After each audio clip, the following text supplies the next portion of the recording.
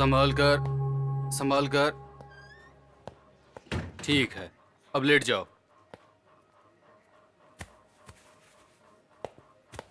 आजकल दुनिया में जहर पीने वाले को नमक के पानी से कोई फर्क नहीं पड़ता। जानते हो ऐसों के लिए हम लोग क्या करते हैं? किसी मरने वाले बुड्ढे का जूता सूंघाते हैं। पर तुम किस्मत वाले हो, तुम्हें नमक का पानी नहीं बल्कि बाथरूम क्लीनर पिलाया था।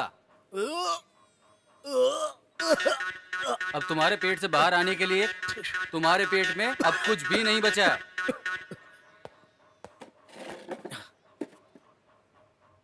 भाई, प्यार में फेल हुए हो क्या? नहीं। तो फिर? Love success. अरे पागल, तो फिर प्रॉब्लम क्या है? घर वालों ने मना कर दिया? नहीं, वो तो मान गए थे। अरे कितना कंफ्यूज कर रहे हो। आखिर तुम्हारा प्रॉब्लम क्या है? अरे सुनो सुनो, मेरी बात सुनो भाई। ये प्यार, इश्क, मोहब्बत कुछ भी नहीं होता। जैसे ही लाइट बंद हुई फिर ना प्यार रहता है और ना ही लंगोट। नहीं भाई, तुम्हें ये बात समझ में नहीं आएगी। क्यों भला? ये सब प्यार करने वाले ही जान सकते हैं। देखो मेरे आशिक नंबर 1 को। अच्छा ठीक है, मुझे अपनी लव स्टोरी तो सुनाओ, मैं भी देखूं कितना प्यार है। 17 साल पहले। अरे बाप रे, तब तो तू बच्चा रहा होगा ना? नहीं, मैं फर्स्ट में पढ़ता था। ये तो ज्यादा हो रहा है। वैसे तेरी लव स्टोरी पर मुझे यकीन नहीं हो रहा है।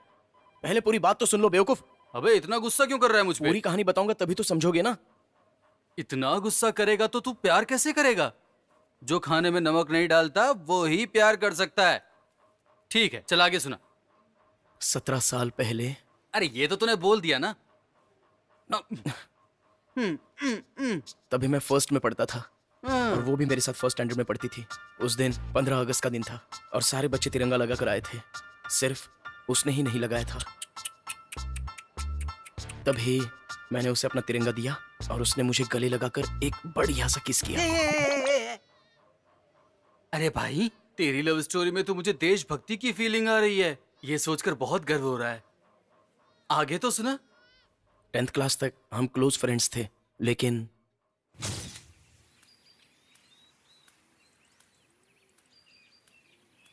शहर चलेगा क्या? वो क्यों? अरे तुझे पता नहीं, नई फिल्म रिलीज हुई है। कमल सर ने उसमें 10 रोल किए हैं। मस्त पिक्चर है यार। फिल्म का पोस्टर ही एकदम बढ़िया लग रहा है। ये फिल्म कैसे मिस कर सकते हैं यार। चलना, चलते हैं। मैं नहीं आ रहा हूँ, तू चला जा। यार तू ऐसे क्यों बोल रहा है? कुछ हो गया है क्या तुझे? वो मुझसे ठीक से बात नहीं करती यार। अब ऐसे ही होगा यार। वो अब तुझसे ठीक से बात नहीं करेगी। पिछले हफ्ते उसके घर में फंक्शन था, पता है ना? तो मैं उसे भूल जाऊं? इतना उदास होने के बाद भी ये तो सुबह सुबह फुल मेकअप करके घूम रहा है। क्या हुआ रे? तू एक काम कर, उसे मंगलसूत्र पहना।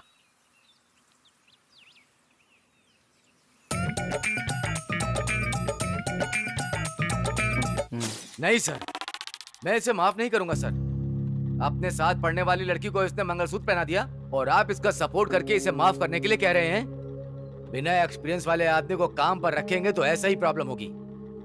इसे ऐसे ही छोड़ दिया तो एक दिन ये क्रिमिनल बन जाएगा सर। सर, इस हालत में अगर आपने इसे पनिश किया तो ये जरूर क्रिमिनल बनेगा। गलत हो जाएगा सर। प्लीज सर, आप मेरी बात मानिए। वो लड़की बाहर रो रही है और उसका बाप बहुत गुस्से में है। अगर मैंने इसे पनिश नहीं किया तो सीओ मुझे पनिश कर देंगे। और इतना ही नहीं, मैंने उस आदमी से थोड़ा ब्याज पर पैसा ले रखा है। सर, उस लड़की के बाप से मैं बात करूंगा और इसे मुझे अलग तरह से समझाना पड़ेगा। अलग तरह से क्या समझाएंगे? आप एक काम करेंगे, उस ब्याज का रेट अगर कम करा सकते हैं तो जरा पूछ कर बताइए। खामखा काम बढ़ा रहे हैं सर आप। इतना बड़ा कांड करके सर पे चंदन लगा के मासूम बन के खड़ा है।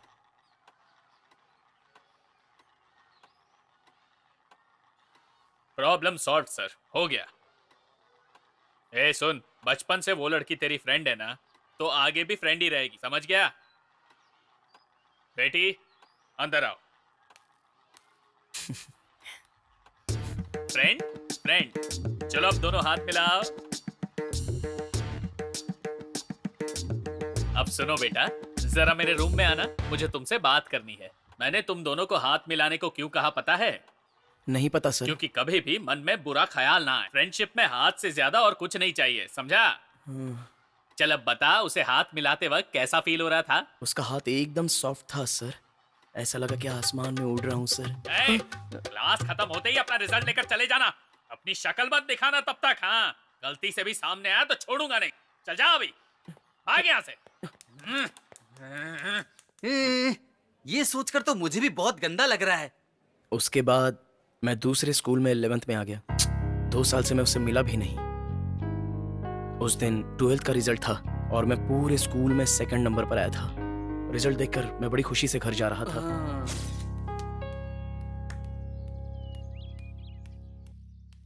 मैंने देखा कि वो लड़की उसके घर के बाहर खड़ी थी। मन कर रहा था कि मैं वापस जाकर उसे देखूं, लेकिन तब तक उसका घर क्रॉस हो चुका था।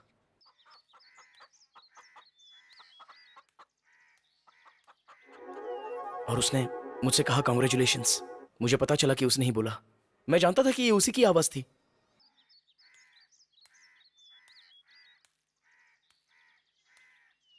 पर उसने तुम्हें देखकर ऐसा क्यों कहा? वो क्या है, मैं साउथ से हूं ना, इसलिए उसने मुझे उस नाम से पुकारा। ये सुनकर तो मुझे बहुत मिर्ची लग रही है। बहुत तीखा प्यार है तुम्हारा। फिर आगे? उसके बाद हम दोनों सिंसियरली प्यार में पड़ गए। अभी मैं MSc फाइनल ईयर में पढ़ रहा हूँ। उसके लिए लड़का ढूंढा जा रहा है। लड़की ने मुझसे कहा कि मेरे पापा से बात करो। आइए दामाद जी, अपनी पत्नी से मिलने आए हैं? तू अंदर जा। 7 साल पहले मंगलसूत्र पहना दिया था ना। अब बैठिए। उसी दिन मैं तुम्हें जिंदा गाड़ देता अगर वो टीचर बीच में नहीं आता। जानते हो मेरी पूरी जायदाद की कीमत क्या है? 1 करोड़ रुपए। मैं MSc पढ़ रहा हूं सर। मुझे 6 महीनों में काम मिल जाएगा। मुझे जायदाद नहीं चाहिए, सिर्फ देवयानी चाहिए। तू नहीं पूछेगा, पर मेरी बेटी पूछेगी। खानदान ही ऐसा है। ये हमारी पुश्तैनी जायदाद है। मेरे बेटे के लिए 50 लाख और तेरी पत्नी के लिए 50 लाख। सुनने में बहुत अच्छा लग रहा है ना? चाहो तो एक काम करो, मैं तुम्हें 6 महीने का समय देता हूं। अपनी पत्नी के अकाउंट में 1 करोड़ कमाकर डाल दो। मुझे नहीं चाहिए, तुम्हारी बीवी के लिए। पूरे 1 करोड़। सुनने में अच्छा लग रहा है ना? अब तुम यहां से जा सकते हो। तुम परम गुरु की लड़की से प्यार करते हो?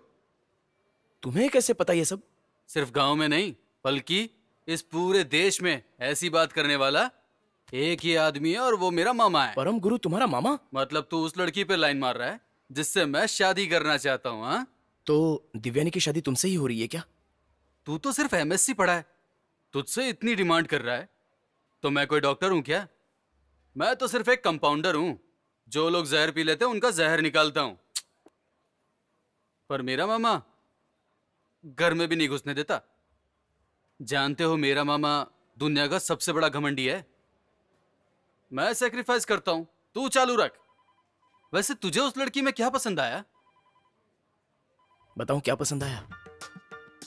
उसका यहां टीका लगाना। माई self Anil Guru Parameswaran, MA history first class. चोलार राजाओं पर रिसर्च कर रहा हूं।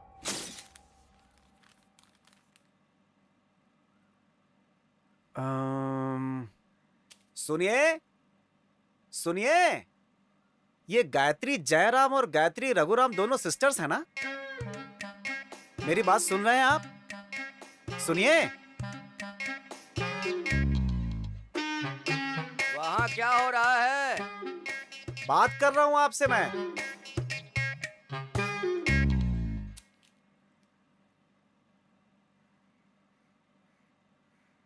एक नाम के 2 लोग कैसे हो सकते हैं? नहीं, वो रघुराम।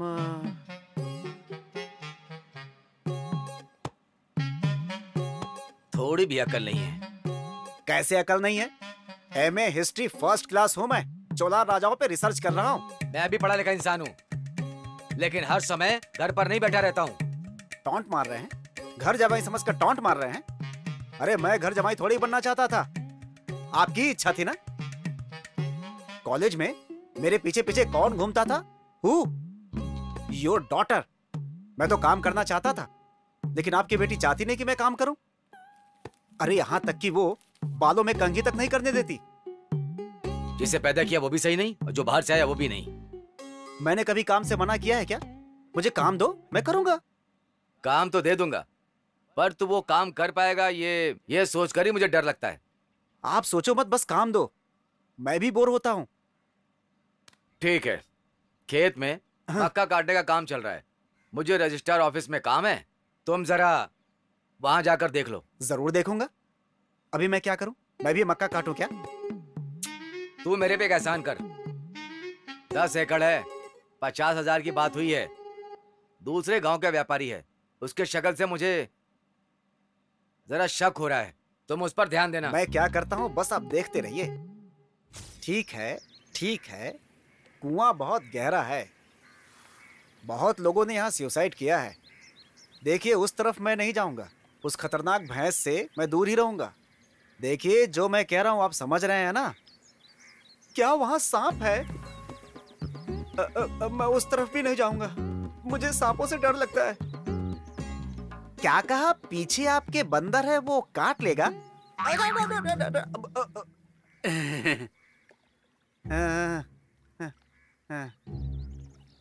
बंदर यहाँ नहीं आया है, मैं राम हूं, हनुमान मेरा सेवक है। ठीक है, तुम सीता, मैं राम। ठीक है, कोई मुझसे मिलने आया है, बाद में फोन करता हूं। ठीक है, नारियल पानी पी कर आऊंगा। ओके? तू ही मक्के का व्यापारी है ना? इसकी शक्ल ठीक नहीं है। तेरी शक्ल ठीक नहीं है। पर आपकी शक्ल बहुत अच्छी है। ऐसा क्या? थैंक्स। तू पढ़ा लिखा है क्या? मैं एमए हिस्ट्री, चोला राजाओं पे रिसर्च कर रहा हूँ। ऐसा क्या? मैं ही छोलर हूँ। हाँ? क्या बोल रहा है तू? मुझे यकीन नहीं होता है। देखा, ऐसे ही कोई मुझ पर यकीन नहीं करता है। राजा छोलन के छोटे भाई के वंशज से हैं हम। राजा चोलन का छोटा भाई था क्या? आप कितने बड़े आदमी हैं। छोलर के बारे में रिसर्च कर रहे हैं और आपको कुछ पता ही नहीं है, इसीलिए तो आप कष्ट झेल रहे हैं। हाँ? कष्ट? कैसा कष्ट? मुझे बताओ, चोलार वंश को कष्ट में नहीं रहने दूंगा। राजा राज छोलन ने राज्य को अच्छे से संभाला, पर उसके छोटे भाई ने कुछ खास नहीं किया। ये सब देखकर इसलिए उनको मक्के की खेती करने को दे दी गई। इसलिए उनका नाम पड़ गया राजा का राजा, मक्कई राजा, जिनके वंशज हैं हम लोग। इसलिए हम लोग अभी तक मक्कई का व्यापार कर रहे हैं। ओह, वेरी इंटरेस्टिंग। मकई और चोलार वंश का इतना संबंध है क्या? मक्का और छोलर, जरा बोल के दिखाओ। मक्का यानी कि ये अपोजिट वर्ड है ना? करेक्ट? ये आदमी तो एक नंबर का बेवकूफ है। हम लोग बीच रास्ते पे आ गए हैं सर। यहाँ तक कि हमारा महल भी गिरवी रखा है। अगर थोड़ी मदद करेंगे तो हमारा महल आजाद हो जाएगा। मेरी जानकारी में चोलार वंश का महल किधर है? तांजावुर में ना? नहीं, एक तो ये रोड और दूसरा तुकुगिड़ी के पास है। हाँ, यानी 2 महल। हाँ, और दोनों महलों के बीच में एक सुरंग भी है। Super super. अब बताओ मैं क्या मदद करूं तुम्हारी? इस पूरे मक्के को 5 लाख में बेचेंगे तो सिर्फ 1 लाख का ही मुनाफा मिलेगा। लेकिन आप इस मक्के को अगर मुझे मुफ्त में दे देंगे तो मैं अपना महल छुड़ा लूंगा।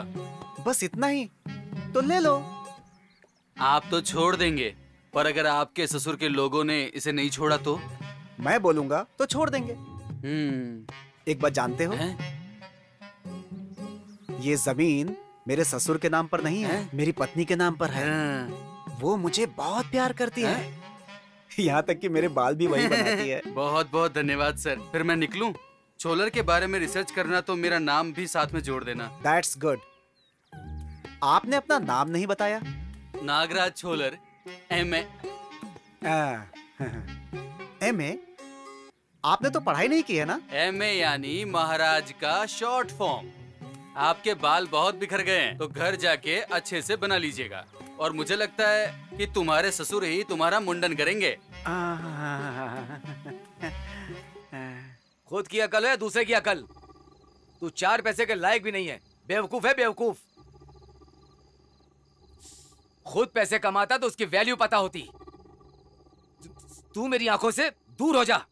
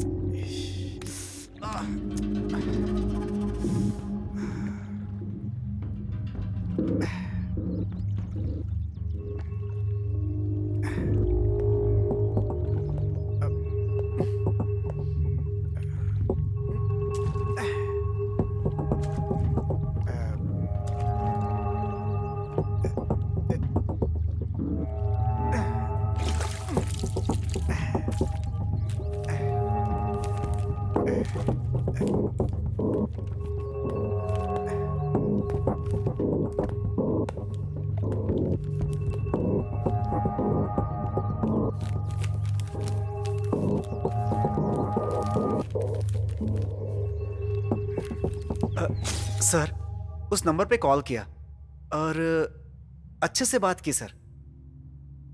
सुसाइड गलत है, दाग अच्छे होते जिंदगी के लिए अच्छे हैं सर।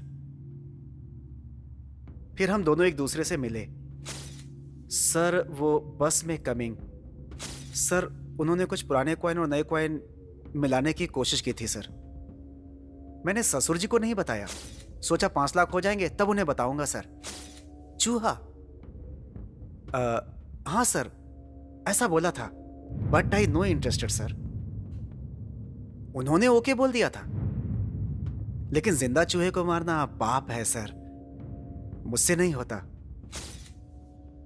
पॉलिटिकल पार्टी की मीटिंग के समय उन्होंने मुझसे किसी इंसान के कंधे से टॉवेल लाने के लिए बोला था सर। मुझे डर लग रहा है, मैंने उनसे कहा था, लेकिन तुम अकेले नहीं, तुम्हारे साथ 100 लोग आएंगे, ऐसा उन्होंने कहा। सिग्नल मिलते ही मैं जल्दी से टॉवेल लेकर आ जाऊं, ऐसा उन्होंने मुझसे कहा था सर। और मुझसे पहले जो भी एंटर हुए थे उसमें आधे लोग टॉवेल निकाल रहे थे सर, और बाकी लोग खून कर रहे थे सर। और मैं पहले टॉवेल लेकर निकल गया था सर। मुझे वहां खून देखकर चक्कर आ रहा था सर। मुझे कहाँ जाना था मैं सब भूल गया था सर। थोड़ी देर चलने के बाद मैं बैठ